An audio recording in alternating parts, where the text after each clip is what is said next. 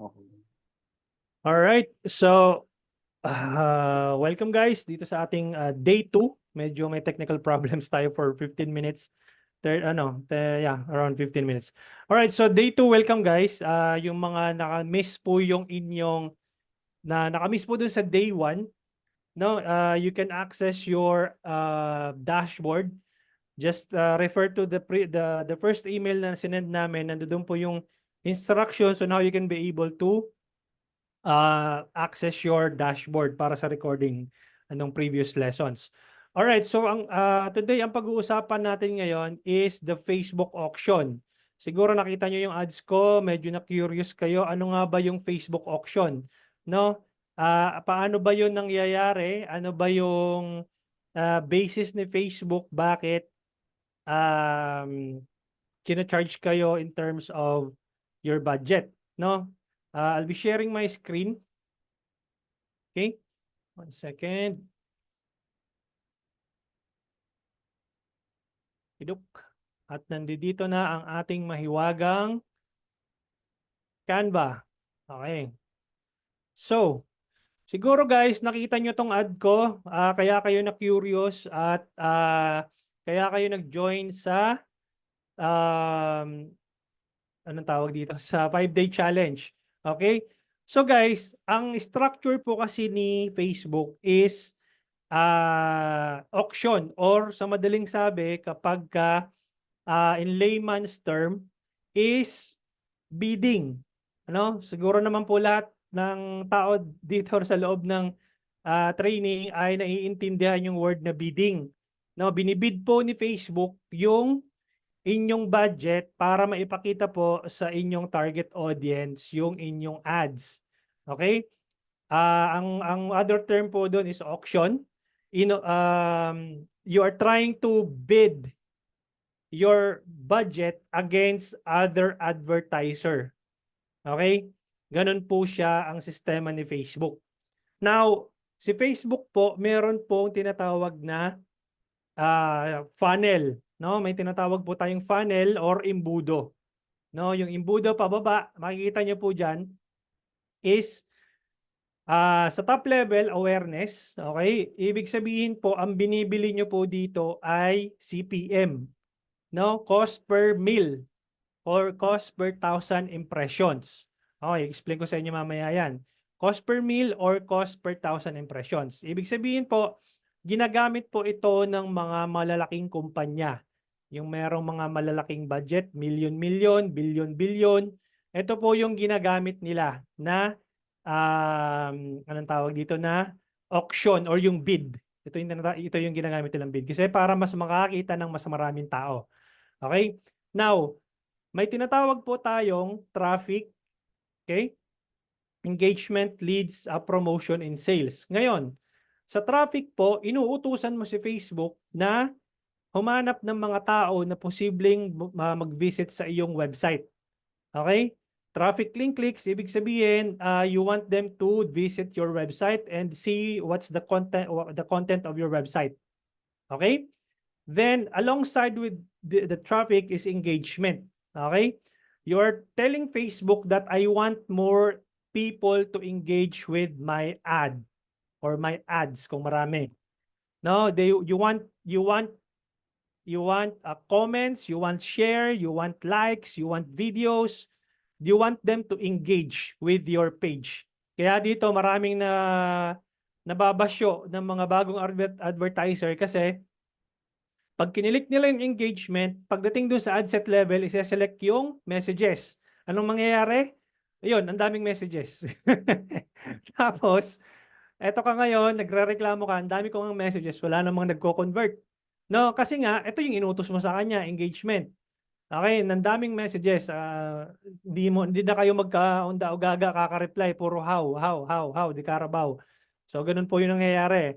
Ngayon, meron po tayong tinatawag na OCPM or yung optimized CPM.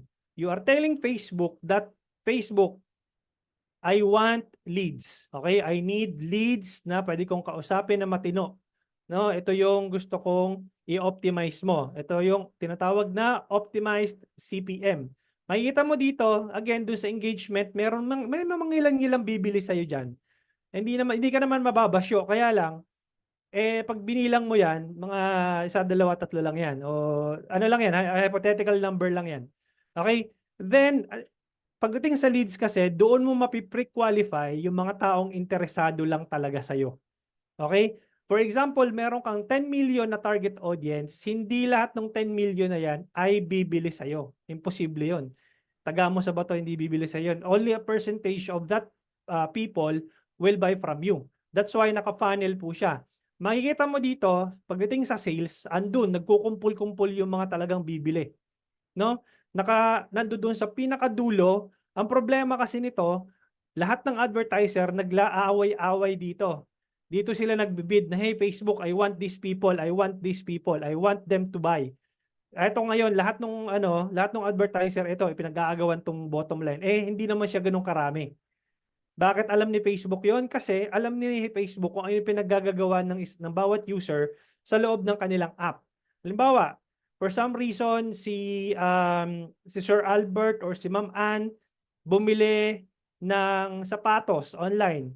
Okay? Alam ni Facebook 'yon kasi nakita ni Facebook na dumaan yung ads kay Ma'am Ann o kay Sir Ariel.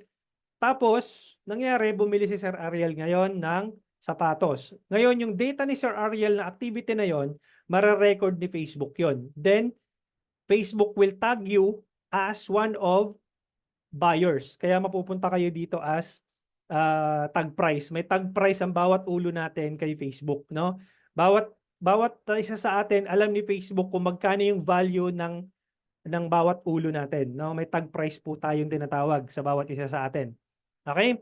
Ganun po yung Facebook auction. Now, pagdating dito, makikita nyo kapag ka nag-ads kayo, di ba? Halimbawa, nag-run kayo ng ads 100 pesos per day, 200 pesos per day, no? Maliit lang muna kasi yun pa lang muna yung kaya nyong lalo kung nag-uumpisa ka. Ang mahihit mo ng mga user doon ay yung tinatawag nating low hanging fruit. Yung mga nandito sa tier 1.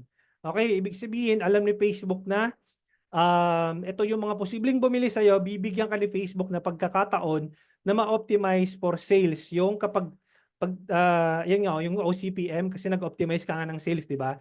So, bibigyan ka ni Facebook ng pagkakataon na bigyan ng mangilan-ngilan na bibili sa'yo. The moment na nag-increase ka ng budget mo, eto ka ngayon. Halimbawa, ito ko yung advertiser A. Ikaw si advertiser A, may competitor ka, advertiser B. Naglalaban kayo ngayon dito sa parehong tier, possibly tier 3 and tier 4, dahil ito mas maraming bibili sa'yo, naglalaban kayo dito sa auction. Okay? Now, ipapaliwanag ko sa inyo kung paano siya nagwo-work. The moment na mag-scale ka ng budget mo, kasi andito yung mas maraming bibili, di ba? So the moment na nag-i-scale ka ng budget, tumataas tumataas ang cost per result. Bakit? Kasi ang dami nyo nang naglalaban-laban dyan sa mga bibili na yan sa taas. No, dito, malamang sa malamang, bibigyan ka ni Facebook ng lowest cost per result. Kasi yun yung ino-optimize mo, yun yung default. No, lowest cost per result. Okay? Yun yung default bid. Then the moment na mag-increase ka, natural sa natural, tataas yan dahil marami ka ng competitor. Marami kayo sa auction na naglalaban-laban. Okay. Now, I'm going to pull my favorite paint. Okay? So, ganito po siya nangyayari. Okay? Pangalanan natin tong taong to na si pangit yung drawing ko pasensya na kayo dyan sa tao na yan. Pangalanan natin tong si Sir Ariel. Yan, pangalanan natin si Sir Ariel. Si Sir Ariel, ang kanyang interest ay pagpalagay nating vacation, no? Kasi mukhang maraming real estate agent po dito naka-join. Vacation ang interest Meron siyang historical data kay Facebook na mahilig siyang magbakasyon, mahilig siyang pumunta ng ibang bansa, palipat-lipat siya ng lugar. Yun po yung natag sa kanyang demographic ni Facebook. Okay. Now, assuming na eto ka ngayon, advertiser A. Tama? And then, meron ka namang kalaban, advertiser B. Obviously, hindi lang kayo dalawa sa auction. Marami po kayong marami po kayong naglalaban-laban. Hindi lang naman ikaw yung real estate agent, hindi lang naman ikaw yung nagbebenta ng sapatos, hindi lang naman ikaw yung nagbebenta ng pagkain, hindi ka, and so on and so forth. So, ang mangyayari po niyan, gusto nyong i-target ngayon si Sir Ariel, no? Parehong demographics, which is pareho kayong nag-select ng vacation, pareho kayo naglagay ng 100 peso budget. Okay, advertiser A, advertiser B, 100 peso budget.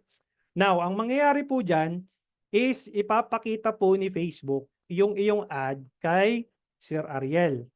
Okay?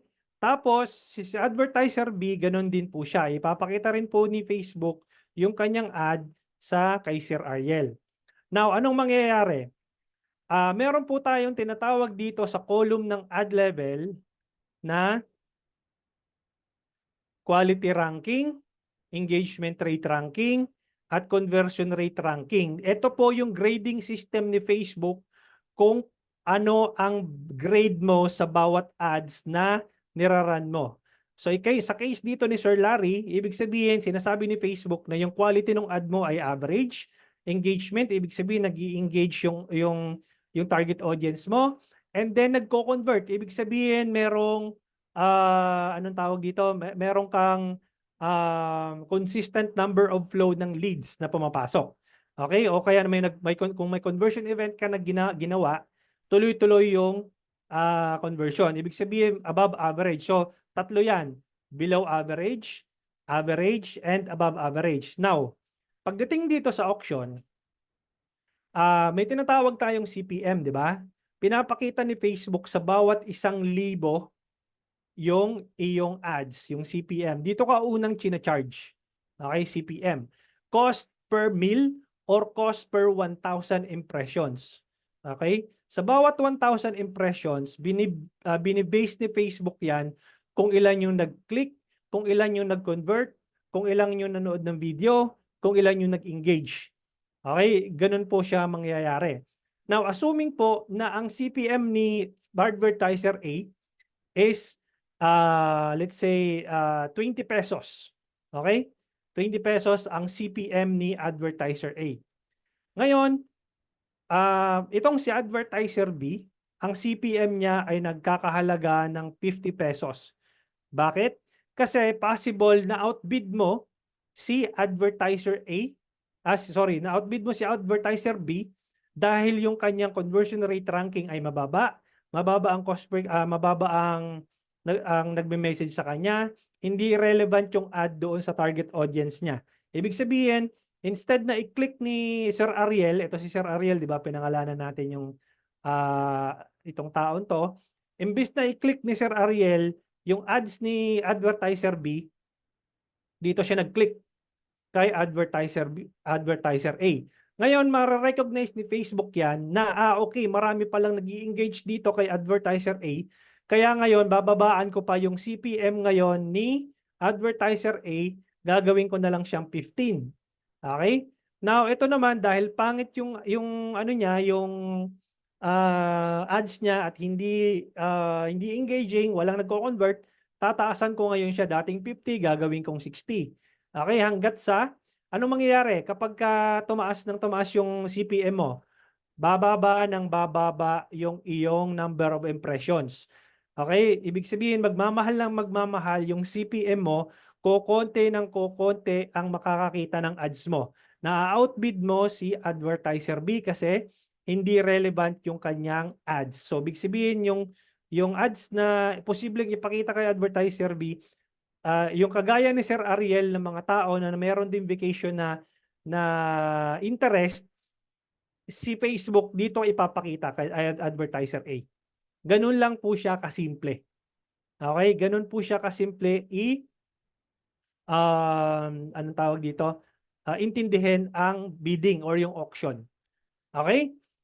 Questions about doon sa Facebook auction. Merong question? Wala? Parang naintindihan naman. Tama ba? Sige. Just to confirm, Sir Clarence, if konti lang ang nag-advertise sa target audience or konti lang ang kalaban mo sa field nang ina-advertise, bumababa din ang CPM? Yes. Okay, mapapansin mo yon. Halimbawa, meron kang target na interest. Let's say vacation, yung interest na una, di ba? Ngayon, nag-duplicate ka ng isang ad set. Tapos, ang tinarget mo ngayon ay pagpalagay nating food. Okay, kasi related naman pag vacation, obviously, gusto rin ng pagkain yan. So, food. Possible yon na mas mababa ang CPM ng food. Okay, so, ganun po siya nag-work. Kaya po, kailangan, importanteng alam mo yung CPM amount na charge sa'yo ni Facebook bago mo siya anong tawag dito? Ma-figure out na mataas yung charge sa akin. Paano mo malalaman yung CPM mo? Kapag may historical data ka ng iyong ads. For example, nag-ads ka ng November 1 to November 30. Okay? Then for that specific period of time, 1 month, November 1 to 30, nakita mo na charge ka ni Facebook ng CPM na 250 pesos. Yun ang magiging basis mo ng CPM moving forward. Okay? Kasi assuming lang na bago ka lang mag-launch ng ads, ibig sabihin, unang-una mo pa lang nilaunch yung ads. Dahil wala ka pang historical data eh. So, yun ang magiging basis mo. Now, 250 yung CPM mo. Overtime ba nagmamahal o nagmumura? Okay? Kapag nagmumura yung CPM mo, meaning, gumaganda yung ads mo. Or meaning, konti yung competition, konti yung nagbibid doon sa same interest targeting na yon. Okay? The moment na makita mo na tumataas yon, ibig sabihin nun, mukhang mataas ang competition. Okay? Doon kasi nagbe-base yung si Facebook sa number of cost per 1,000 impressions. Sa 1,000 people na nakakita ng ads mo, ilan yung nag-click? Okay? Ilan yung nag-click, ilan yung bumili, at magkano yung revenue mo, magkano yung return on ad spend. Pag-aaralan po natin yan sa day 5 at wag kayong mawawala sa day 4 and day 5 kasi importante po yung metrics po na yan para maintindihan nyo kung ano ba yung mahal at kung ano yung mura. Naintindihan po? Okay, so next question. Is there a way mapababa? Yes, Ma'am Iza. Merong way para mapababa. Wag ninyo pong i-ignore ang comment section. Kapag may nag-comment po sa inyo, pansinin niyo yung ads ko, halos lahat doon may reply. Siguro meron ka dong mangilan-ngilan na makikita na na-miss ko lang or na-miss lang nung assistant ko. Lahat yon, kahit na yung mga comment doon ay walang kakwenta-kwenta, how po, paano po, or ano po ba yan, kahit ibabash ka pa dyan, replyan nyo po yon para bumaba yung CPM nyo. No, that's the secret to lower down your CPM. Okay, pag ibig sabihin nun, it gives Facebook a signal that this ad is engaging and people are talking about it. Okay, yung iba po kasi sa inyo, mabash lang ng konti, i-hide na yung ad. Eh malalaman po ni Facebook yon. Something is wrong, something is off. Then if you tend to optimize further, anong mangyayari? Tataas ang CPM mo. Konti yung makakita ng ads mo, konti yung magkiklik. Ganun po siya mangyayari. So, wag nyo pong ibabaliwalain yung comment section kasi doon po kayo magkakagain po ng mas mababang CPM. Okay, sagutin ko lang itong mga nandito real estate ako. Okay, yan talaga sir. Gusto confirm sir, if konti lang ang okay na ano ko to. Ilang days po bago makita na okay talaga? Usually sir, kailangan nyo po mag-test ng at least 72 hours or 3 days minimum. May tinatawag akong minimum tolerance, may tinatawag akong maximum tolerance. Minimum tolerance is 3 days. Maximum tolerance is 7 days. Ibig sabihin, in the span of 3 days, dun sa budget na nilagay mo, meron bang nagko-convert? Meron bang nag-i-inquire? Magkano yung cost per inquiry mo o magkano yung cost per lead mo?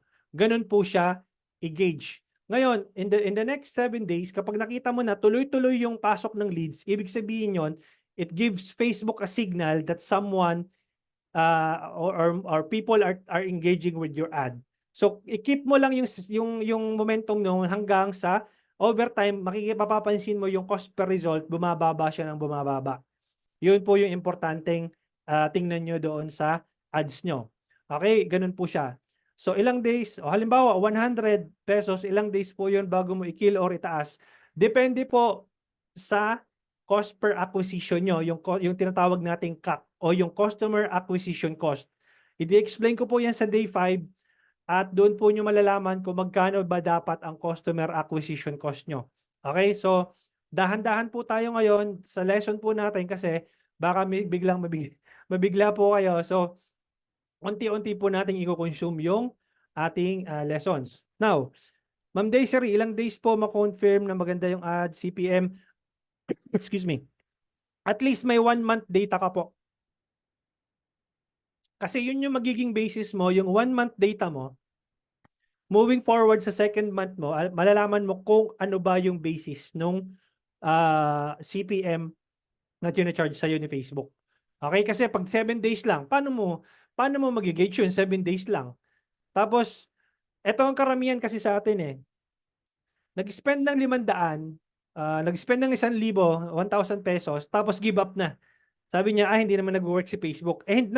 Doon sa budget na yun, nag-uumpisa pa lang mag-optimize si Facebook. Hindi pa alam ni Facebook yung demographics mo. Kaya nga yung cost per result mo, mahal pa sa time na yun eh. Sa 1,000. Kaya nga, kung mag-upgrade kayo guys sa digital scientist, yun yung ituturo ko sa December 15 to 16.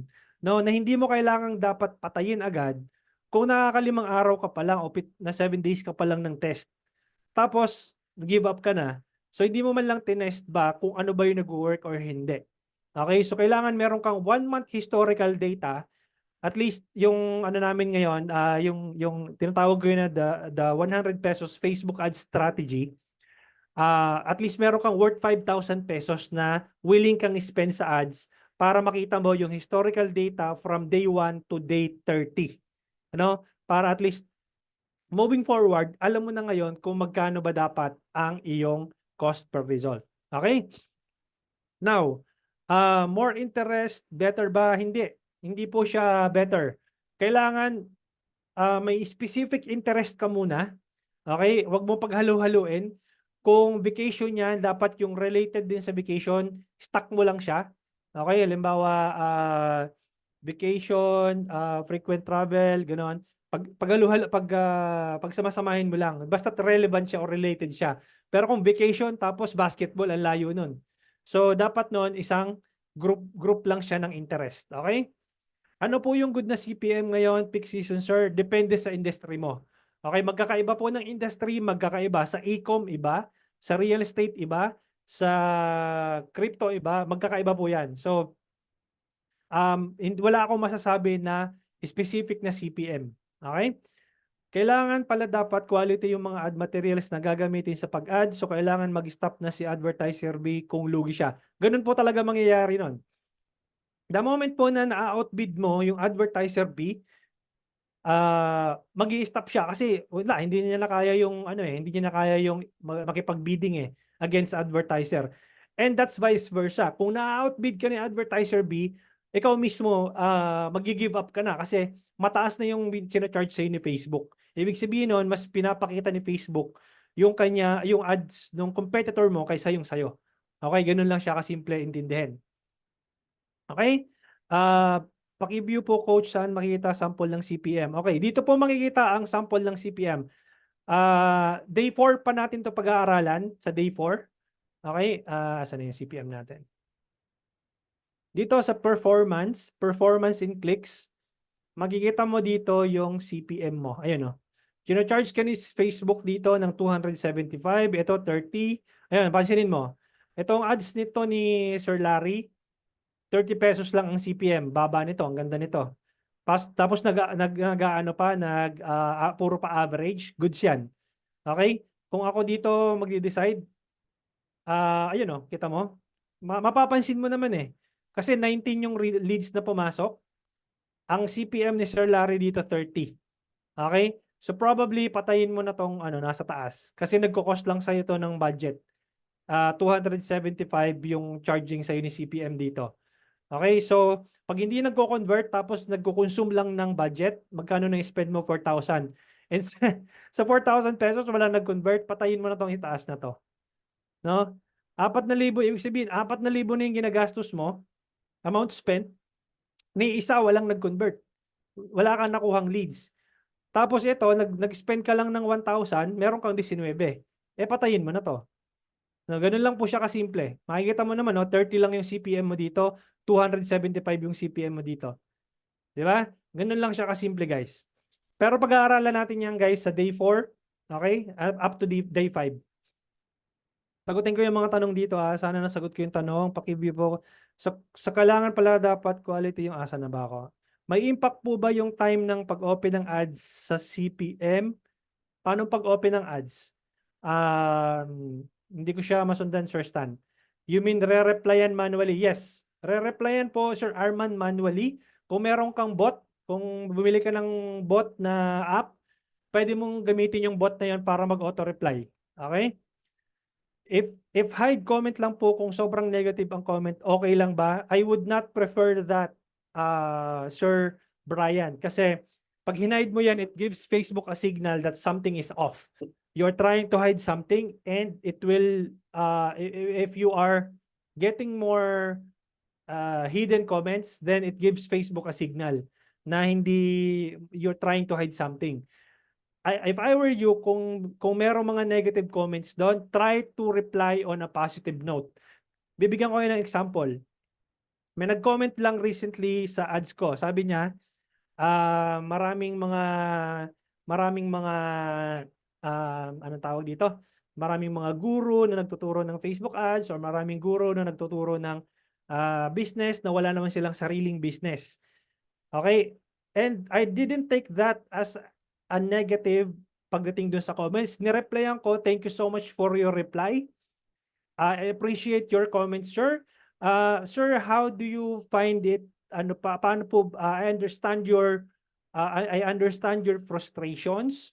Be ano tawag dito, be sympathetic doon sa tao nag-comment kasi probably meron siyang experience talaga na hindi naman siya nagkaroon ng resulta because of that. They paid something, in return, they haven't able to get the results that they need. That's why they are frustrated and nagkataon ikaw yung napagbalingan, yung ads mo nakita. So instead of hiding that comment, try to comment on a positive note and welcome them. Thank you so much, sir, for your comment. Okay? And we appreciate it. Okay? And then, ano po ba ang ano? Tanungin niyo sila. Paano po ba ang experience nyo? Paki-elaborate naman po, sir. Baka po namin maintindihan po namin yung situation nyo. And guess what? Nag-reply. That's engagement. That will add another engagement to your ad. And then, the more na nagkakaroon kayo ng thread, ng comments sa comment section, nagre-reply kayo on each other, it gives Facebook a signal to show your ads to more people. Okay? And then it will lower down your CPM and that's how you can win the auction. Gets? Ayos ba tayo doon? Okay, kung hindi mo naintindihan, i-explain ko sa iyo ulit. So, ganun po siya, kasimple lang. Paano po as real estate agent magko-comment pero agent pa rin usually i-block ko agad sila? Okay ba yan or bad ads ko? Paano po as real estate agent magko-comment pero agent pa rin sila? Ibig sabihin they are agent from other anong tawag dito? From other company? Ganun ba, sir? Di ko sure ang tanong mo, sir. So, other real estate agent din po sila nag-comment. So i-block ko sila.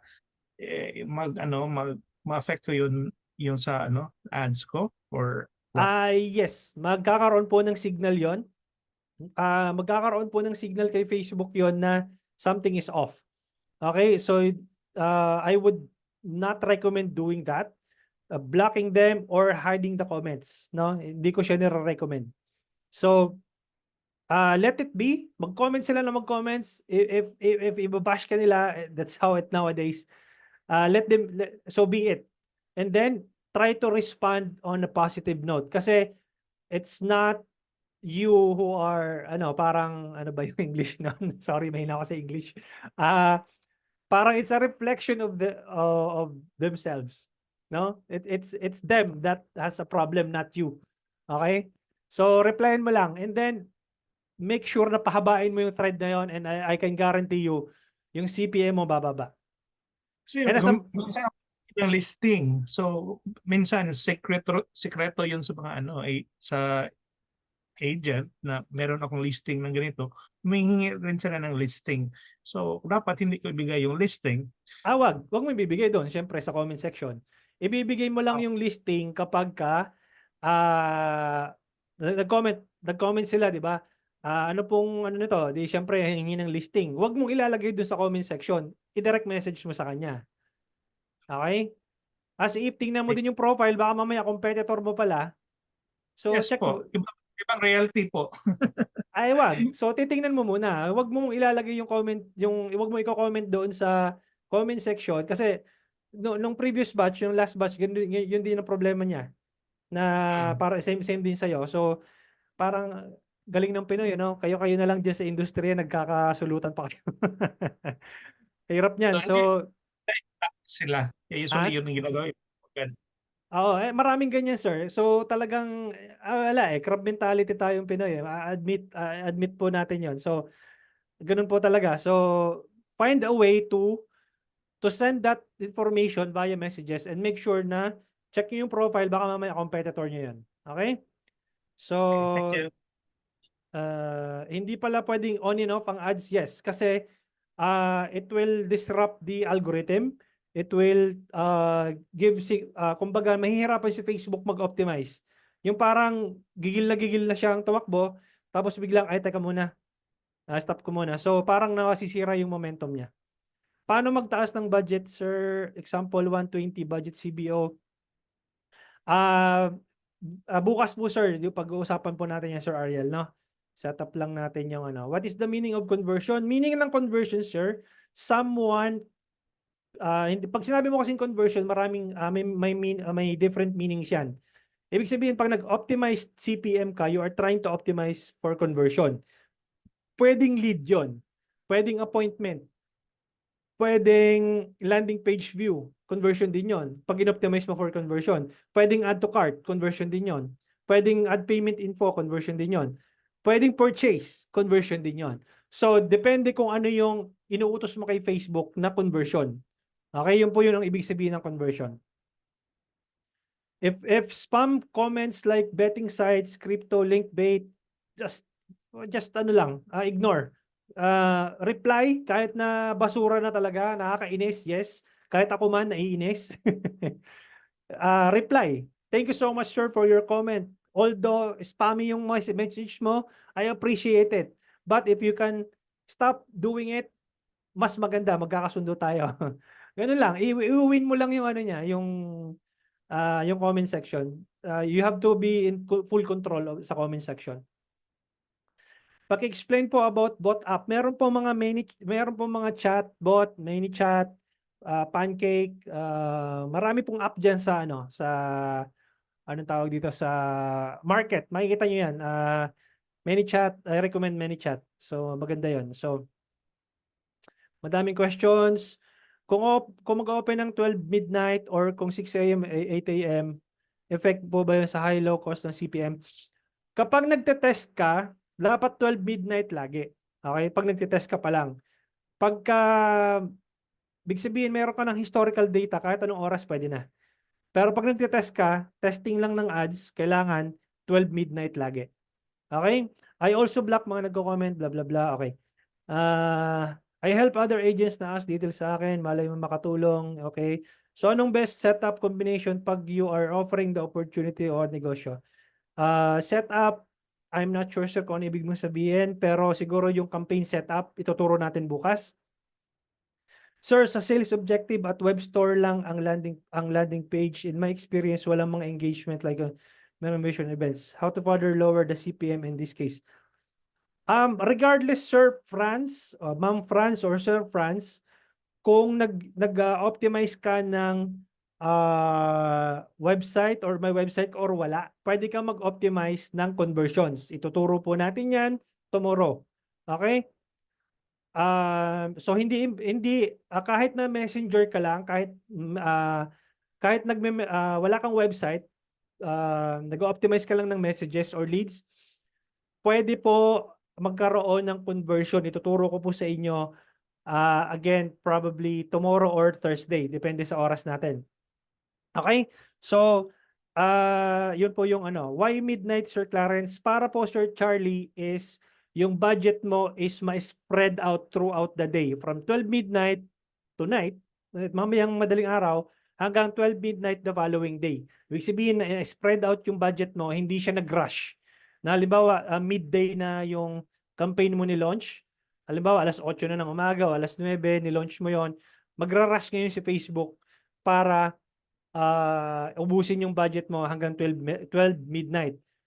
Again, guys, gagawin nyo lang yon kapag nagte-test kayo ng ads. Okay? Tuturuan ko kayo paano mag-test. And then, once na nakapag-test kayo at may winning audience na kayo, may winning ads na kayo, any time of the day, pwede na kayo mag-launch ng ads. Okay? Yun po yung best practice. If you keep hiding on comments, mababan ba ang ads? Possible.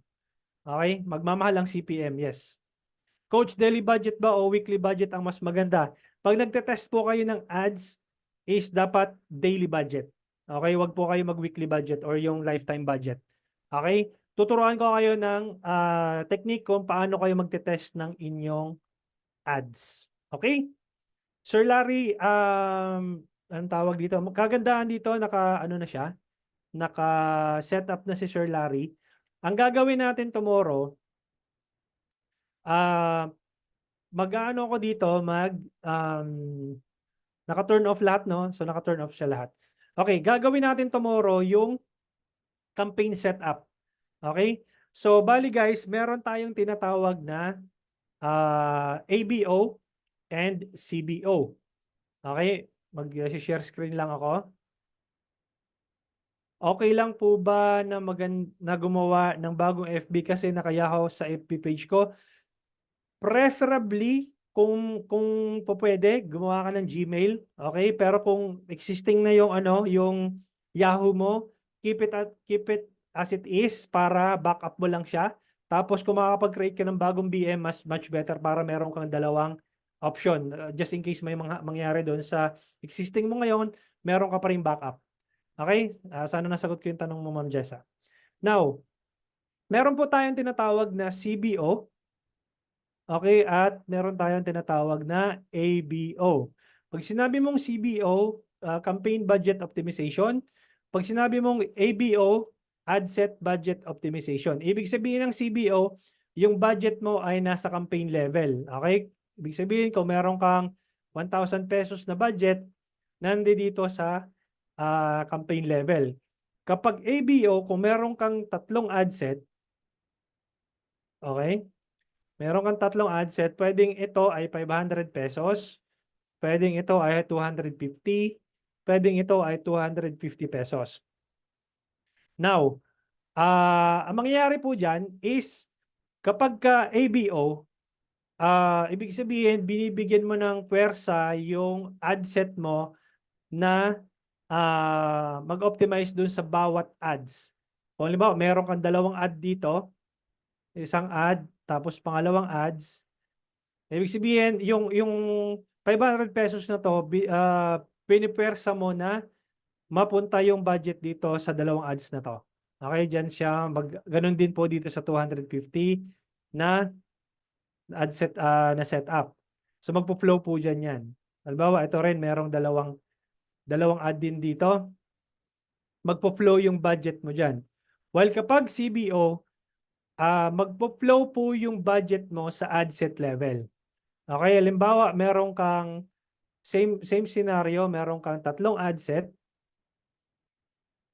Tapos sa bawat ad set, meron ding 2 ads, kasi dalawa, plural. Okay, 2 ads. Yung budget mo na 1,000, magpo-flow po yun bawat ad set. Mamimili ngayon si Facebook kung aling ad set ang bibigyan niya ng mas maraming budget. Halimbawa, itong ad set 1, di ba 1, 2, 3 yan, ganun din dito. Yung ad set 1, 2, 3. Halimbawa, yung ad set 1 ay nagkakaroon ng 500 pesos na budget. Tapos yung ad set 2 ay 250. ad set 3 ay 250. So, nagpo-flow po yung budget sa ad set level pagka yung campaign budget optimization ang ginamit nyo. Kapag ABO po, nagpo-flow yung budget sa ad level. Dito siya sa ad level magpo-flow. Ngayon, coach, anong mas magandang campaign setup? Kapag nagte-test ka ng campaign mo, dapat ito ang gamit mo. ABO, ABO. Campaign testing, ito ang gagamitin mo. Kapag scaling ka, ito dapat ang gagamitin mo. Pero hindi po siya absolute. Pwede pong mangyari pag mag-test kayo both ABO or CBO kapag nag-i-scale na kayo ng campaign. So pwede dito ABO, pwede rin ang CBO. So may tinatawag tayong A, B, T. Ibig sabihin always be testing. Okay? Yung A stands for always, B testing. Yan. Always be testing. Ganun po ang ibig sabihin ng ABT. Ngayon, dito sa campaign setup ni Sir Larry, paano mo malalaman kung ABO setup to? Ito yung campaign level, ad set level, ito yung ad level. Sa campaign level, nandito yung iyong objective. Ano ba yung campaign objective mo? Leads ba or sales? Nandoon yun sa campaign level. Sa ad set level, makikita mo dito, nandito yung targeting mo, yung yung budget mo nandito kapag ka ABO. Tingnan mo to. Okay, sa ABO, makikita mo na nandito yung budget sa ad set level. Kapag CBO, nandito dapat sa labas. Ayan o, CBO to. Okay? CBO dahil, teka, budget, ayun o, CBO to. 150, 200. Ito, pag ibig sabihin itong ad set budget, ibig sabihin nasa loob yung budget, which is ito. Pag CBO nasa labas, ito. 150, 200, 160, yan. 2,000 lifetime. So, ibig sabihin, CBO yung ginamit niya dyan. Pag nandito kayo sa ad set level at nakita nyo dito yung budget, yun po yung ABO. Okay? Questions? Questions? May question? Guys, yung mga wala pa sa Telegram, kasi hindi ko na po gagamitin ang anong tawag dito, ang Messenger. Dito na po tayo mag-uusap-usap sa Telegram. Yung mga hindi pa nakaka-join, nag-send ako ng link. Click nyo po yung link dito sa chat box. Okay? Para i-add ko po kayo sa Telegram. Automatically na po yon. Yes, Sir Kerwin, may tanong ka? Yes, Sir Clarence, Apo. yung question ko is, doon kasi sa comment section, wala bang hindi ba siya magno-notify kay Facebook? Kasi inililid ko kasi yung client ko na i-message ako sa page. Mhm. Binibigay ko yung link, doon ko nilalagay sa comment. Sinasabi ko na, Ma'am sir, kindly message us to this link. Ganon.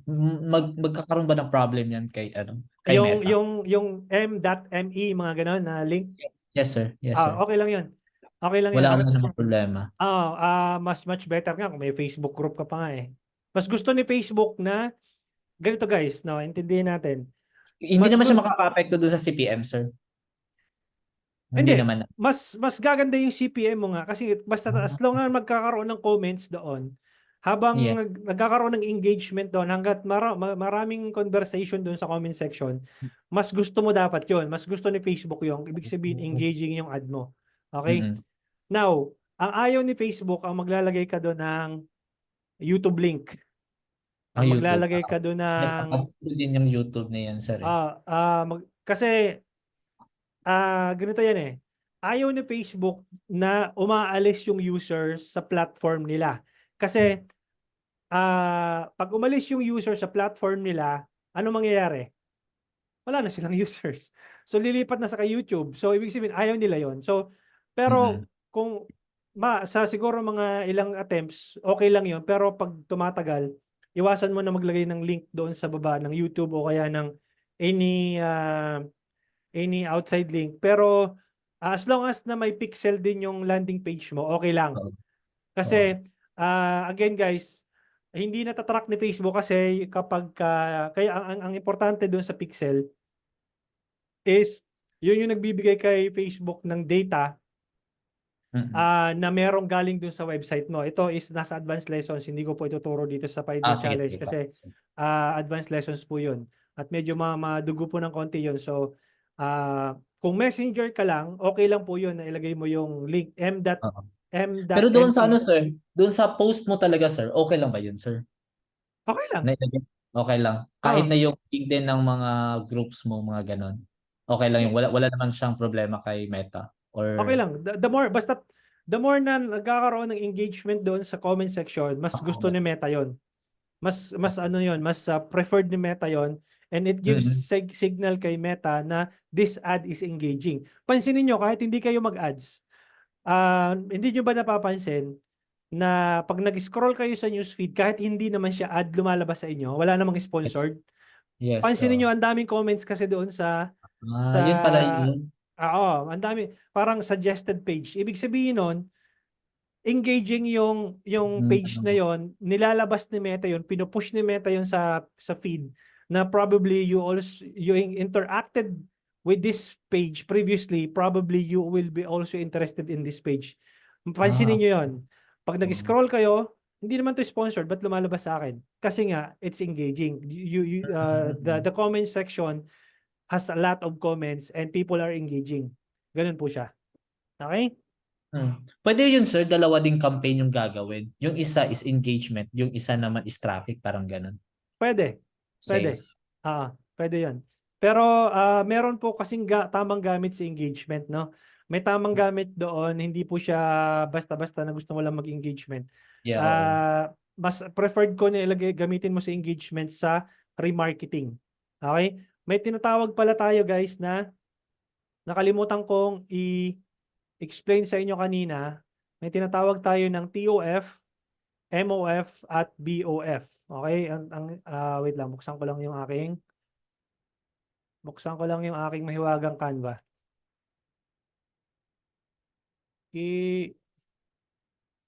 Dali lang guys ha. Okay, balik tayo dito. Okay? Now, eto guys, may tinatawag tayo ditong teka lang, screenshot ko na nga lang to para mas madali. Screenshot and this one. Okay. May tinatawag tayong TOF, okay? Yung top of the funnel campaign. Ibig sabihin, ito yung mga tao na hindi ka pa kilala. This is the first time that they have seen your ads. First time nila mag-scroll sa feed, nakita nila, nag-click sila, nanood sila ng video. Yan po yung top of the funnel or yung tinatawag nating TOFU. Meron tayong tinatawag na MOFU or yung middle of the funnel. Okay?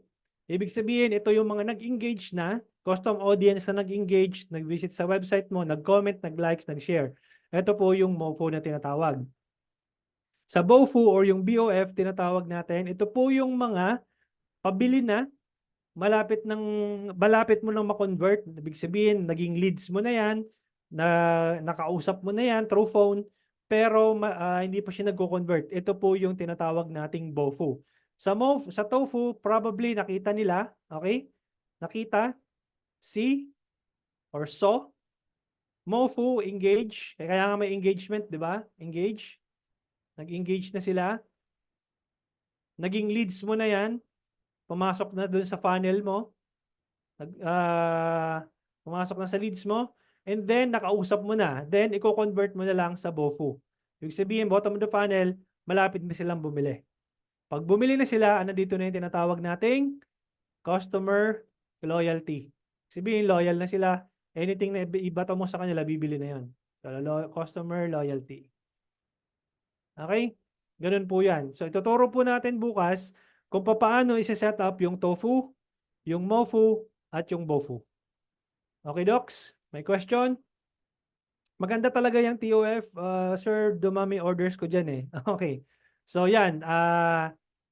Ganun po siya, i-set up yung ating campaigns by tomorrow. So nakikita nyo dito, meron nang na-set up dito si Sir. Share ko ulit yung screen na. May na-set up na dito na campaign. So ang gagawin ko na lang bukas is gagamitin ko yung same campaign para mag-set up ng TOF, MOF at ng BOF. Okay, Docs? Paano kung sa ads mo may landing page doon outside or FB? Okay lang ba yon? Yes, okay lang yan. As long as na meron kang pixel na na-install. Okay, Sir Cons? Okay? Questions? Questions, guys? Questions? Ako po. Sige. Sir, gumagamit ako ng Dalawa po yata Okay. yung gamit mo, sir, na ano, na Zoom. Pakimute mo yung muna yung isa. Pakimute mo yung isang Zoom para nagfi-feedback, para malinaw po yung ano nyo. Yes, Sir Geoffrey. Okay, sir. Ayan, good na. Apo. Bali gumagamit ako ngayon ng isang awareness saka isang engagement. Sabay sila. Ito ba yung sinasabi mong awareness? Ito yung, tikita mo to ha. Ito yung kinilik mo? Rates. Ito yung kinilik mo? Yes. Wag po to. Wag po nyong, lalo kung nagte-test kayo ng campaign nyo, wag nyo pong gagamitin muna to. Meron pong gamit dito. Okay? Nasa advanced lessons po yung awareness na yan. Wag nyo pong gagamitin ito sa ads nyo, lalo kung nagte-test kayo. Kapag nagte-test kayo, it's either leads or sales. Okay? Gagamitin nyo tong awareness or yung reach kapag meron na kayong winning audience. Okay? Tuturo ko yan sa December 15 to 16 if any one of you guys wants to upgrade. Okay? Ito ang gagamitin yung awareness. Kapag may winning audience na kayo, tsaka lang nyo to gagamitin. Okay? Reach pala. Sorry, hindi siya may tamang gamit dito. So pag nagte-test ka, wag mo tong gagamitin. Okay? Questions? Do you do private coaching? Yes, Ma'am Teacher Rowana. You can, if you want to book a one-on-one call sa akin, ma'am, just go to my website, digitalhomey.net, and then go to online courses. Then select one-on-one coaching, 7-day intensive training po to, at least 2 hours per day for 7 days straight. Tapos book nyo po itong itong course na to. Live training po to tayong dalawa. Sulitin mo yung oras ko sa'yo. For 7 days straight, 1 day, 2 hours, at least 2 hours per day. Okay? Ituturo nyo rin po ba about pixels? Hindi po. Sa ano po yan?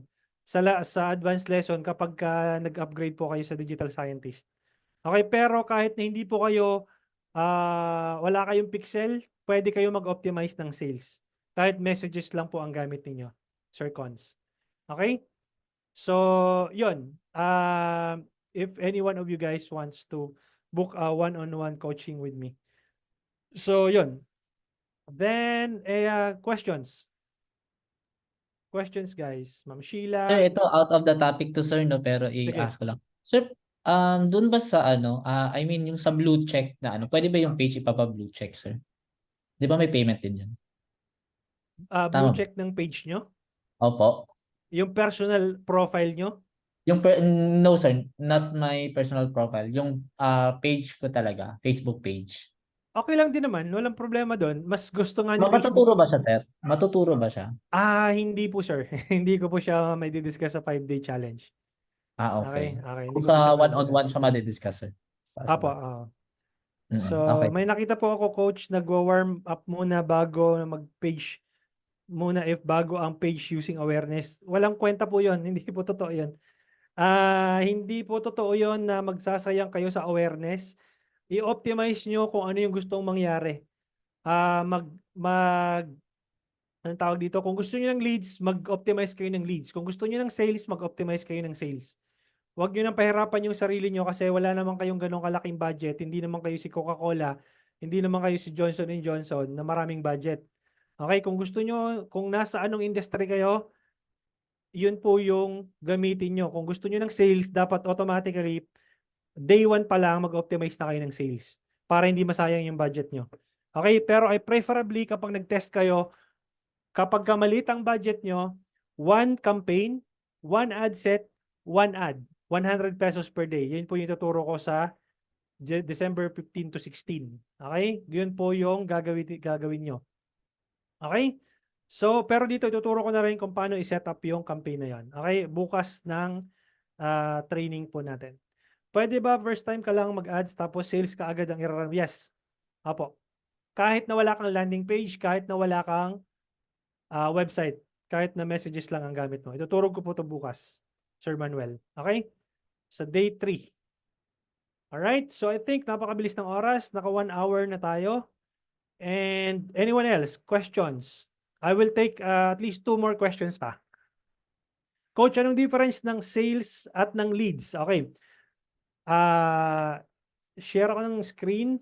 Go back. Okay. Pag sinabi mo kasing sales, pag sinabi mong leads, ibig sabihin nito, tinuturuan mo si Facebook, tinuutusan mo si Facebook na bigyan kanya ng leads na makakausap mo, especially kung nasa real estate ka, especially kung financial advisor ka, especially kung may local business ka, let's say dentist ka, na gusto mong makakuha ng mga leads para magpa-brace sa'yo, magpabunot ng ngipin.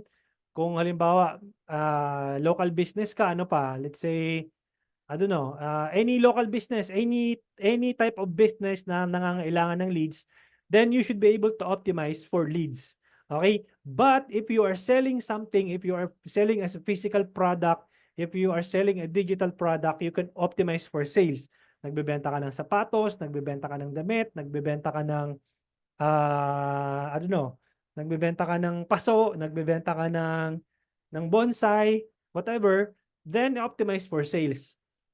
And then kahit wala kang landing page, pwede ka mag-optimize ng sales kahit wala kang landing page. Ituturo ko bukas, huwag kayong mawawala bukas kasi kahit na messages campaign lang ang gamit nyo, pwede kayo mag-optimize ng sales. Okay? Then, pag network marketing, kailangan mo ng leads. Okay, leads po. Kasi wala ka namang ibebenta doon sa Sir Cons, sa website mo kung network marketing. Kailangan mo ng leads para makausap mo na, hey, nakuha mo yung mobile number, nakuha mo yung email, in-email mo, tinawagan mo, by the way sir, ito po yung ino-offer po namin, ganyan, baka gusto niyo pong ganito, ganyan. So yun po yung ino-offer niyo. Unless na lang na may physical product ka na for only 100 pesos, this is the, halimbawa, cheat sheet, etc. So, mag-optimize ka ng sales. Okay? Pag network marketing, leads ang i-optimize mo. Sir, applicable ba ang leads if food supplement po ang products? Hindi po. Dapat optimize ka ng sales agad. Pag may food supplement products ka. Okay? Sales po agad. 2 different ad account, one for awareness, other for one sales. Okay lang po ba? Hindi po. Pangit po yun. One ad account and one ad account for everything. For sales. Okay? So, ganun po siya, Sir Brian. Coach, ano magandang campaign for car dealership? Leads po. Lead campaign. Ito, Sir Jeram. Jeram, ito, leads. Pagka car dealership, excuse me. So, how about aesthetic clinics? Ma'am Iza, leads po. Okay? Kasi ito po yung tatawagan nyo, kukunin nyo po yung contact number, yung email address, at tatawagan nyo po yun. Kaya po, mag-optimize ka ng leads pag aesthetic clinics. How about recruitment? Leads po. Okay? Si Sir Linovo. How about Sir coffee shop and photography? Kung coffee shop, pwede kang mag-run ng leads, mag-optimize ka for, let's say, Sir Mark, mag-optimize ka ng, anong tawag dito, voucher, na pwede nilang mag-claim pagpunta nila sa coffee shop, ipipresent nila yung voucher. So, leads ka dapat. Okay? Pag photography, ganun din. Leads din dapat. Okay? What campaign for more viewers for Facebook live selling? Ito yung problema kasi ng live selling eh. Kasi oras na nag-live selling ka, anong tawag dito? Mayroong delay po kasi eh. Mahirap po kasi itong live selling kapag in-ads mo na nag-live selling ka, anong tawag dito? Maganda diyan engagement. Kaya lang yun nga, may delay po kasi yan dahil nagla-live selling ka na, yung ads mo ay nagre-review pa lang. Okay? So, medyo komplikado po yung live selling na i-ads mo. For travel and tours, sir, leads po, ma'am. Sir Kerwin. Leads po for travel and tours. If my car care product po ako, okay din po ba mag-ads or dapat gawa ng ibang ad account? Car care product, meaning physical product, Sir Larry. Kung physical product yan, dapat sales po ang i-optimize mo. Okay. Pwede sa leads maski walang website? Yes, Ma'am Evansville. Pwede, using leads. Gagawin natin bukas. Don't worry. Is it possible to run leads and sales campaign? Yes. As long as na meron kang physical product or digital product. Ma'am Iza. Ano po mas maganda? Broad targeting or detailed targeting po? Kapag nagte-test ka pa lang, Sir Geoffrey, dapat detailed targeting. Ibig sabihin, or meron kang interest targeting muna. Tuturuan mo muna si Facebook kung ano yung demographics na tina-target mo. Okay, Sir, sino naman nagtanong? Sana?